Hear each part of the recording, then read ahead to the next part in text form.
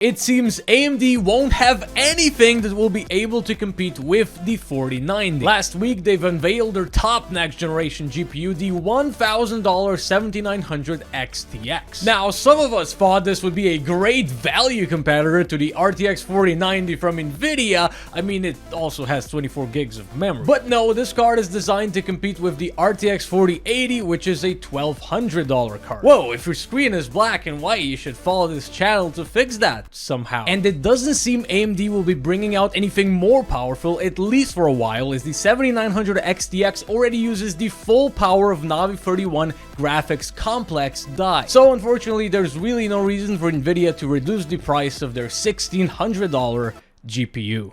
So unfortunate, but here's basically what happened and why this was just a little bit sort of misleading, you know, if you didn't really look deep into it. Now, on the first look, you would think this is going to be an RTX 4090 competitor. You know, it's their top GPU. It's got 24 gigs of memory. It's at $1,000, which seems, you know, like AMD is just being more reasonable than Nvidia for the new generation. But a question at the end of the event where these new GPUs were showed off, you know, someone basically asked why they didn't put in any Nvidia benchmarks, because AMD only put in how the new cards perform next to their older cards.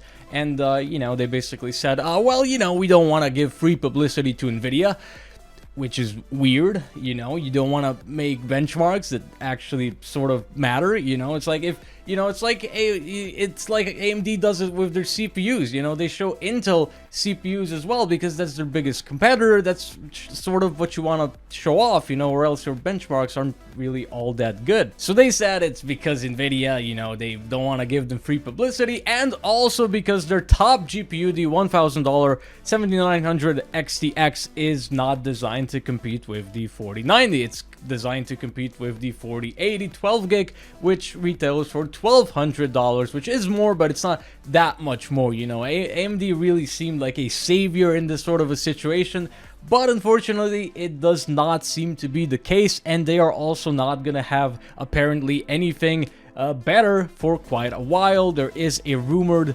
GPU, you know, another chip that would be even more powerful, but this would be released sometime next year. So at least for the time being, Nvidia is just gonna have to enjoy their monopoly with their 4090, the top GPU that costs $1,600, which is a lot.